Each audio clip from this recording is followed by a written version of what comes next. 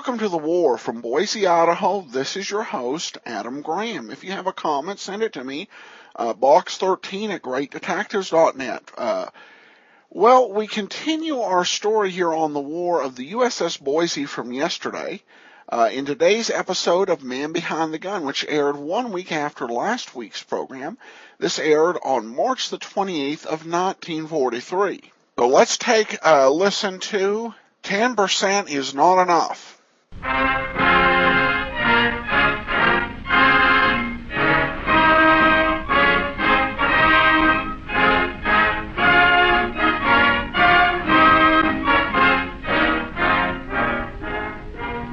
Elgin National Watch Company presents The Man Behind the Gun, dedicated to the fighting forces of the United States and the United Nations, and presented in the hope that these authentic accounts of men at war will bring you a better understanding and deeper appreciation of the job being done by our fighting forces everywhere in the world.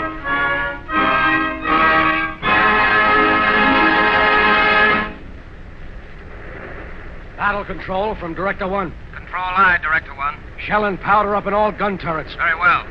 Load. Load. Aye, aye. Range 10 to all directors. Stand by for action. Range of the night is 20,000 yards. Wind relative from bearing 280. Speed 20. It is now exactly 2348 minus 15 seconds. Minus 10 seconds. Minus 5 seconds.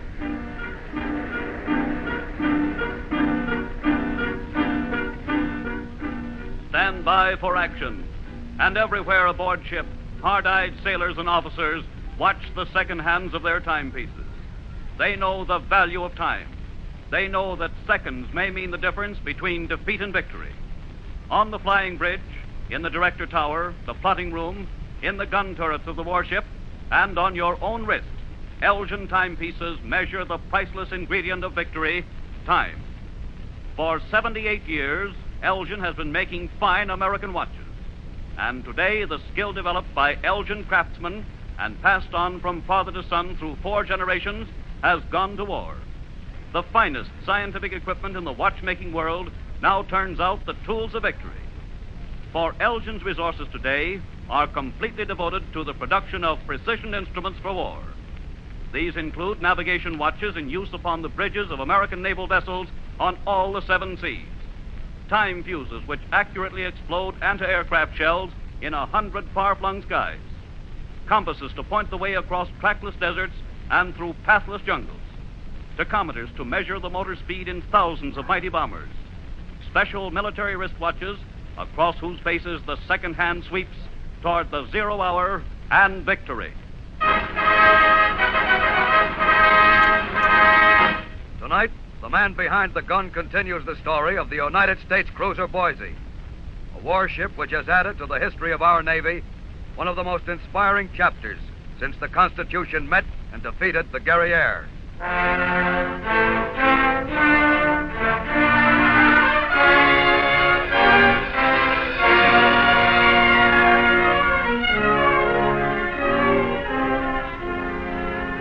You're a chief bosun's mate aboard the Boise, a gun pointer, the guy that points and fires the 15 big guns of the cruiser.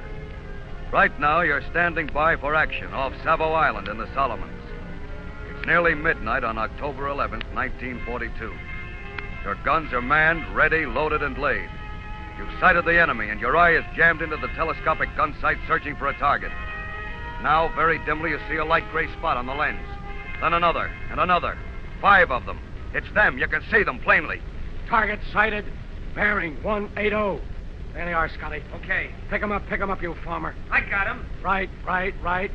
Steady now. Left. There. You're on. On target. Mark. Trainer on target. Pointer on target. Control from Director 1. On target. Repeat, Director 1. Are you on the target? Director 1, aye. I'm on 5 targets. Very well. Pick out the biggest one and stand by to commence firing. Aye. Pick up biggest target. Left a little. Left. Mark. Through your sights, you center the cross wires on the largest enemy ship in the line. And then you pick up the 2 firing keys and curve your thumbs over them. This is it. Director 1, on target. Open shutter. Commence firing. You press the firing keys that set off the 15 big guns. And as the searchlights on topside flash on for a moment, you see the big enemy cruiser square in the crosshairs of your sight. Commence. Then your view is blurred by the shock of the explosion and the smoke of the guns. And now the Jap cruiser disappears behind mountainous spouts of water flung skyward by the bursts. And you know that the first salvo has straddled its target. Check fire. Spot 1. Check. Spot 1. Up 1000. Right 02. Up 1000 I. Right 02. Right. Resume fire. Resume fire.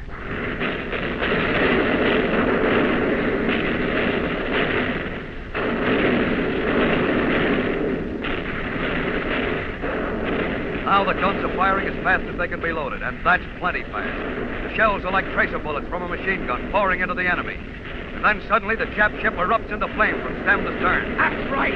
Burn, you bastards, burn. We got him. He's rolling over. He's going down.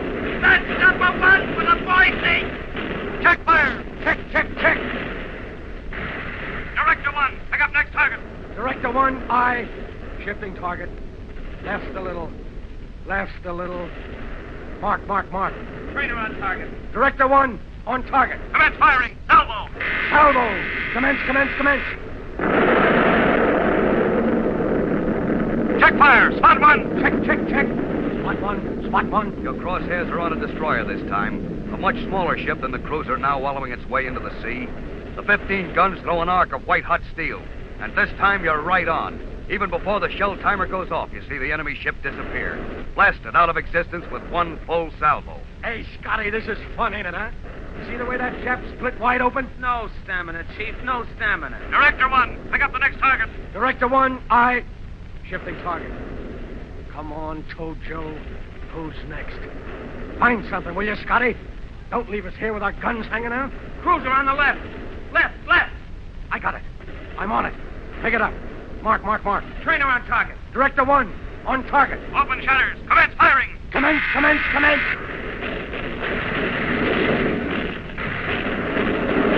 Now the main battery of the Boise is pumping shells at a second Jap cruiser. In less than 10 minutes, 3 enemy ships have been destroyed. A cruiser and a destroyer by the main battery, and another destroyer by the secondary battery. This is the 4th Jap ship, and you pour everything you've got into her. You can see her plainly, silhouetted against the blazing ruin of the first cruiser you hit. And you can see the shells from your battery marching through the sky and hitting into her. Ain't that pretty? Look at that, Scotty. Ain't that pretty? Ask me later. You're throwing everything but the kitchen sink at the Jap. You can see the smearing glare of ricochets from his armor plating. But most of them go in. Then you see the dull white gleam of fires inside. Try, you dogs. Try. Burn. Keep waiting for the Jap to explode, but he doesn't. He's taking everything you've got. Now you see huge balls of fire arching away from his forward deck. Suddenly you realize what it means. Why, the dirty jerks. They're shooting back at us. They're shooting us. What are you expecting us to throw your kids? Come on, keep your thumbs on that firing key. If you don't like the way I handle this key, you can shove it overboard. Check fire. Check. The second cruiser's going down, now a flaming hulk. You take a quick look around and you see another Jap destroyer on her side and burning. The secondary battery has picked off another one while you were busy on the cruiser. 5 Jap ships sunk in less time than it takes to tell. Not bad. Boy, we'll get a medal for this. You'll break your arm, Patrick. A hit! We've been hit. There's still some more Japs around. Where are they? They know where we are, Bud. Report the position of the hit. 5-inch gun out of commission. Captain's cabin demolished. Torpedo approaching the starboard bow. Oh, Another torpedo approaching the starboard bow. torpedoes. Here we go. The ship is quiet now. Deathly quiet. It's turning. You can feel the slight list as it turns toward the torpedoes. Cross your fingers. Smile, Scotty. Smile. Yeah. First torpedo passing to port. Second torpedo passing the starboard Right counter. between them. What a skipper! A miss is as good as a mile. And now the ship heels over again, going back into the battle line. Over the electrician circuit, you can hear the smoke watcher describing the scene. We're turning back now. There are 2 more Jap ships that we didn't spot the first time. I can see their guns firing.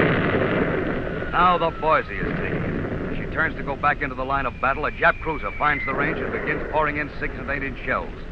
Most of them miss, tossing tons of water over the forward deck and superstructure. But some of them are hitting, going in. The Boise is burning now.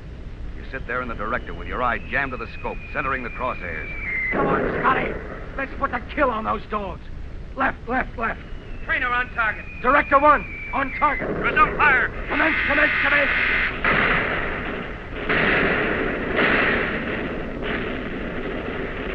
You're on target again and firing, but not as fast, not as smoothly, and you're getting hit.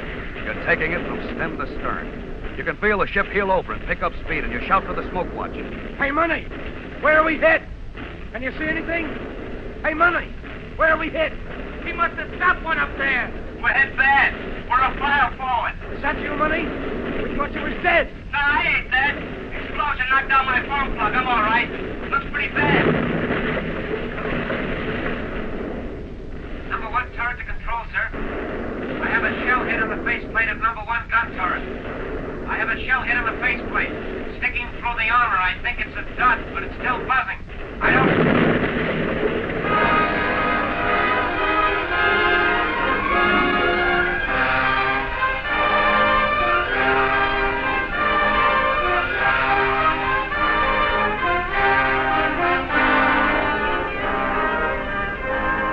Boise is hit and hit hard.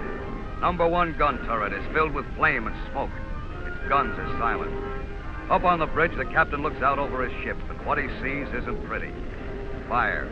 Fire in number 1 turret. Fire forward. Fire below. And the ship down by the head. You really caught it that time, sir. Yeah. Get on the pipe. See if we can raise anybody in that gun turret. Turret 1, control testing. Answer, please. Turret 1, answer, please. Is anybody alive in there? Turret 1, control testing. Turret 3, can you raise turret 1? Turret 1. Turret 3 testing. Turret 1. Turret 3 testing. No control, I can't raise turret 1. Very well. That's all then. Control, repair 3. I sent one of my men into turret 1. He's just coming out now. Stand by. No light in turret 1. He reports no light in turret 1. Very well. No life in turret 1, sir. Not anyone alive in there? No one? No, sir. Tough. Yeah, it's tough. Tell them to flood. Repair 3. Flood the turret. Put out those fires. Aye, sir. Bridge from repair 2. Bridge, aye. One of my men had just come up from below forward. The shell or torpedo was hitting the forward magazine, sir. In the magazine. There's enough stuff in there to blow us to bits. Flood the forward magazine. Can't right away, sir. My hose connections are shot away. Electrician's mate is still working on them. The hit was below the waterline, about frame 50. Maybe it'll flood itself from the sea. Send one of your men down there to find out. Meanwhile, stick your fingers in your ears. The ship is dead quiet now. Everywhere, men are frozen at their stations, looking forward with grim eyes and tight mouths. Everybody's waiting to find out whether there's fire in the forward magazine. The way you find out is simple. If the ship suddenly blows into little pieces, there was fire in the magazine. So everybody stands still and looks forward, waiting for the ship to erupt in flame and split open from end to end. Wish I had a cup of Jamoke. Yes, sir. Tastes good, all right. Without sugar. I wouldn't want any sugar. No, sir. Repair 2 to control. Control, aye. Forward magazines have been flooded by the shell hit, sir. No fires. Very well. Repair parties from repair 2 and 3 go below and make a full report on the bulkhead. Aye, aye. Aye, aye. Find out if there's any other damage, mister. Aye, aye, sir. Control to all stations. Any unreported damage? Repair 1. Aye, a 5-inch shell hit at frame 78. Very well. 5-inch shell hit at frame 78, sir. Thank you. Now, let me think. Shall we re-engage the enemy or withdraw? The skipper stands there talking to himself, thinking out loud. And there's plenty to think about. One gun turret is blown out.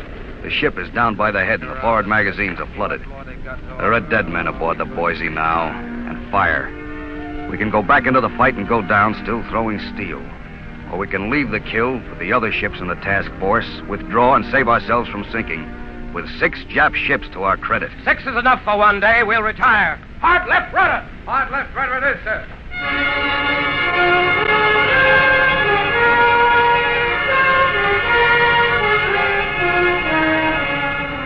So the battle is over for the Boise.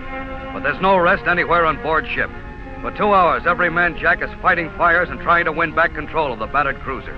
And gradually it gets done. The fires are out and the ship will float. But it's not pretty now. Not the trim, beautiful ship it was yesterday. Now the proud decks are heaved and twisted and scarred by shrapnel. The guns in the forward turret point this way and that, drunken fingers to the sky. And everywhere in the ship is smoke and dirt and grimy ashes, and the smell of oil and dead men mixed together. So that never again in all your life will you be able to smell fuel oil without remembering how it was on the Boise after the battle.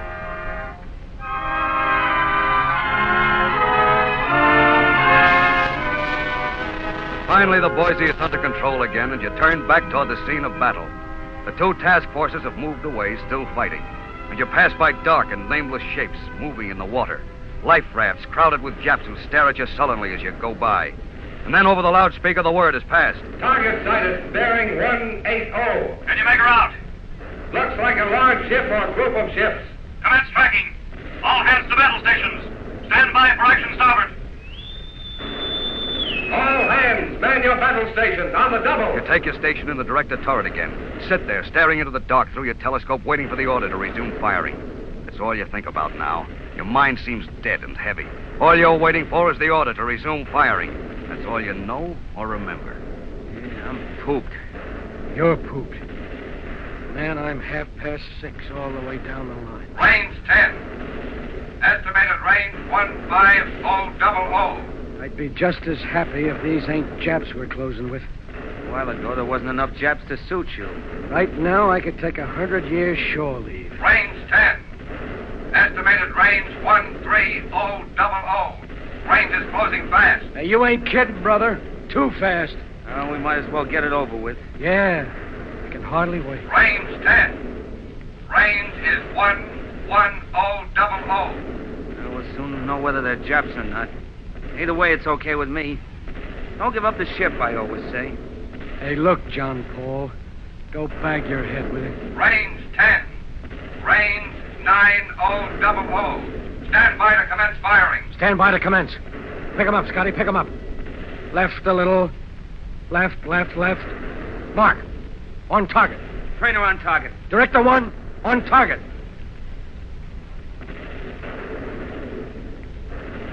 Unidentified craft have been challenged. They are friendly.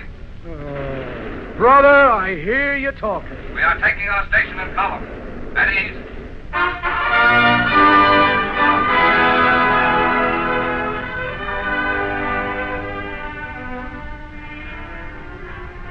At ease. But there's no at ease aboard a crippled ship. No at ease in waters where there are more Jap subs than fish. And when morning comes, the submarines come with it. Every 45 minutes, there's a torpedo alarm, and the destroyers alongside the wallowing Boise rush up and down, dropping depth charges in a steady pattern. All day long. And you sit there at your battle station ready for anything. You sit there where you've been sitting for 19 hours straight. And no time and a half for overtime. You tired, Scotty? Heck no. I only look this way because I'm anemic. Very funny. I wish something would happen. Not serious or anything like that, but, something to occupy my mind. I felt good when we was fighting, but now, I don't know. I sure feel low down. Yeah. You and me both. Well, it's the reaction. That's something to do with the nervous system. Huh? Yeah, I read about it in the books once. That's how I know. Yeah, I guess you're right. They taking the men out of the turret yet? Yeah. All morning. They found Johnson. What do we do with a picture of his kid? I don't know. They found him just the way he was standing when the blast went off. Just reaching back for the powder bag like he was still alive. All of them was like that in there. Even the electrician's mate. He was sitting down with his arms on his knees, looking right straight ahead, just like he was when the blast went off. Ain't that funny? Maybe we ought to send the picture back to his wife. What do you think? Well, I don't know. Listen, Scotty, why don't you get some shut-eye, huh? Go ahead, hit the second. I'll toss you for it. No, I ain't sleepy. You go ahead. All right. Hey, look. Yeah? Make sure you wake me up if any Japs come along. Yeah, sure. I'll do that.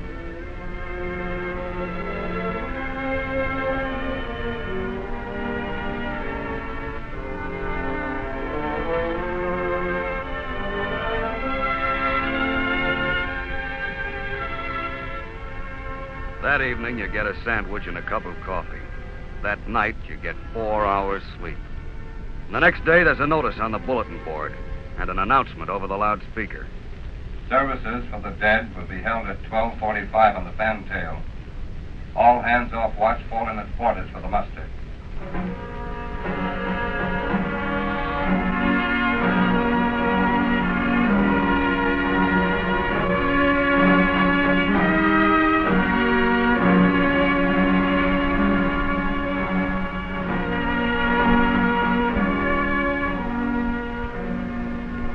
So the men go aft. One by one, they slip along the battle-scarred decks. But Scotty stands there, trying to make up his mind whether to go or not. Come on, Scotty. I don't know whether I want to go or not, Chief. Well, why not? They were all friends of ours. That's it. It's just the point. The way I want to remember them is like they were. Not like the way they are now. I want to remember Johnson with that big dumb pan of his turning red on account of nobody laughing at his stories about his kid. I want to remember Eddie with his ears flapping while he played the harmonica. You remember those ears? He looked like a taxi cab coming down the street with the doors open. Yeah. You see, Chief, that's what I mean. I drank beer with those guys. I want to remember them like that. Not sliding out from under a flag into the ocean. I don't want to go, Chief.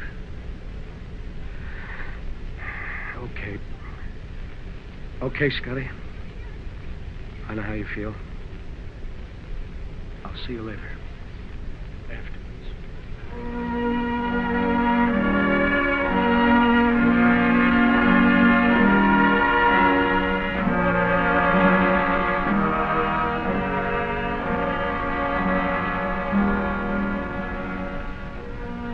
Aft alone, past the twisted, battle-scarred turrets and the shell-pocked superstructure.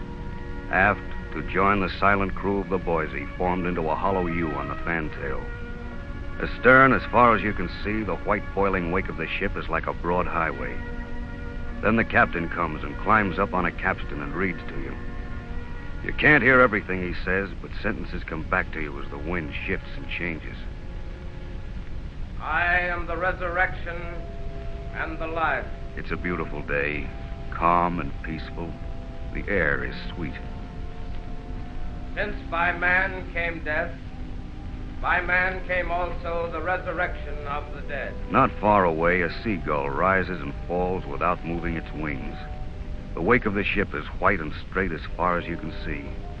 Now this I say, brethren, that flesh and blood cannot inherit the kingdom of God. Behold, I show you a mystery. We shall not all sleep, but we shall all be changed. You have no feeling, no deep sadness in you. It might be you lying there. It might still be you. And you know they felt like you do. If one comes along with your name on it, okay. O death, where is thy sting? O grave, where is thy victory? And then, one by one, the honored dead are draped in the flag for which they gave everything they had to give, and carried to the taffrail.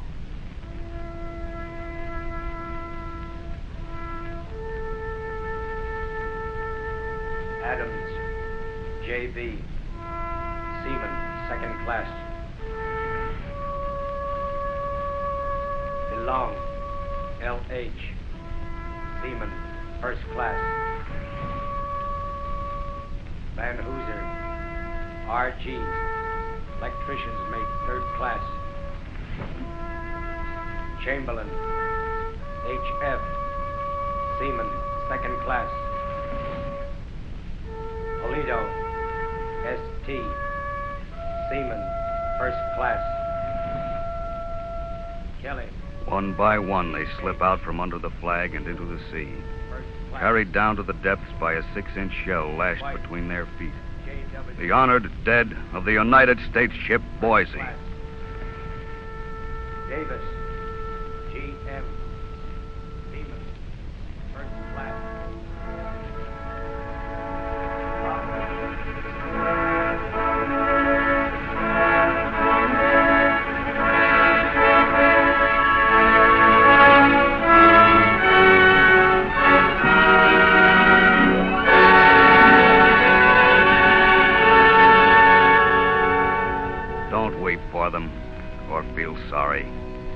'One doesn't weep or feel sorry for men who have given their lives for their country. You try and make up for them.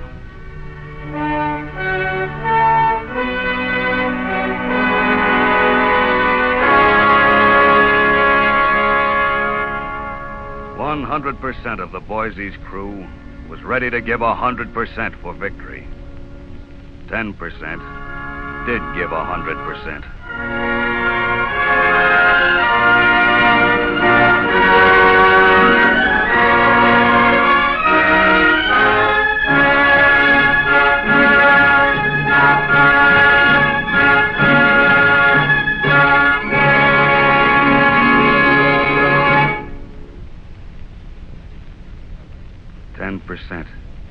Does that phrase sound familiar?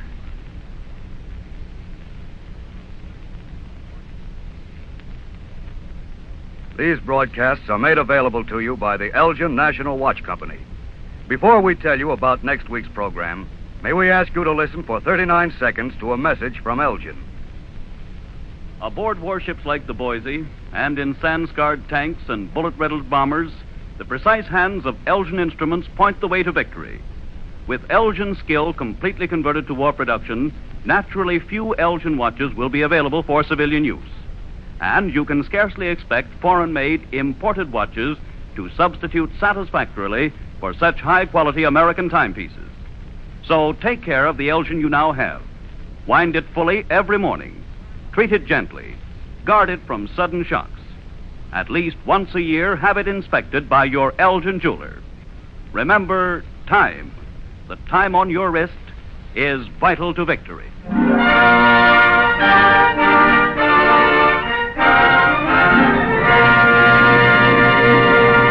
A year ago next Sunday, on April 4th, 1942, the Japanese bombed Base Hospital No. 1 on Bataan. On that day, the fate of Bataan was sealed. And on that day, when Zero dive bombers made a target of a bright red cross, we began to realize what kind of an enemy we faced, what kind of a war we must fight. Lest we forget, next week at this same time, we commemorate the bombing of Base Hospital No. 1, when the man behind the gun will be a woman, an Army nurse on Bataan.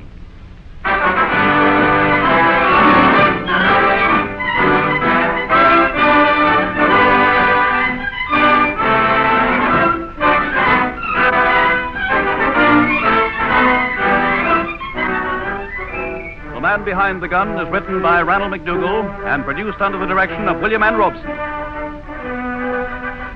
Jackson Beck is the narrator, and the original score is composed and conducted by Nathan Van Cleve. The Man Behind the Gun is presented each Sunday night at this time by the Elgin National Watch Company, makers of precision instruments and timing devices for the Army, the Air Corps, the Navy, and Marine Corps. This is the Columbia Broadcasting System.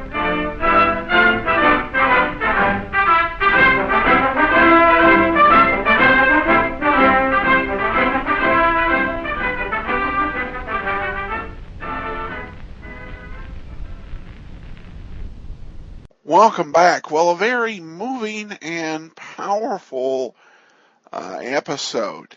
And I think there's a definite shift in the way the characters acting and behaving really brings home the realism and tragedy of war. In an ironic way, I think better than many of the anti-war programs we heard at the start of the broadcast. And I think very well done from that dramatic standpoint. Now, you may wonder what the title refers to and what they're talking about with the 10%. Well, 10% was what the U.S. asked citizens to put aside of their salaries in war bonds, either through the war savings plan, where it would automatically come out, or through setting it up for the bank to automatically deduct purchases for war bonds. And what they're saying is, with the sacrifices people have made, 10% is not enough, because these people on the USS Boise, they gave 100%. Now, with the title of the ship, it's kind of obvious how this program caught my ear. You may wonder why the ship was named the Boise. Well, it was actually sponsored by Salome Clark, who was the daughter of Governor Clark, Governor Basil Worth Clark, who was governor of Idaho for a brief period from 1937 to 39. So that's the story of the USS Boise, and we will definitely return to Man Behind the Gun before this series is over. That'll do it for now. If you have a story about your experiences or that of a loved one in World War II, I'd love to hear from you. I welcome all your comments at box13@greatdetectives.net. Ken Curlin provides the opening theme. Heroic. KenCurlin.com. Andrew Rhines edits our sound. OTRWesterns.com. I'm your host, Adam Graham. The war is offered as a service of the great detectives of old-time radio. www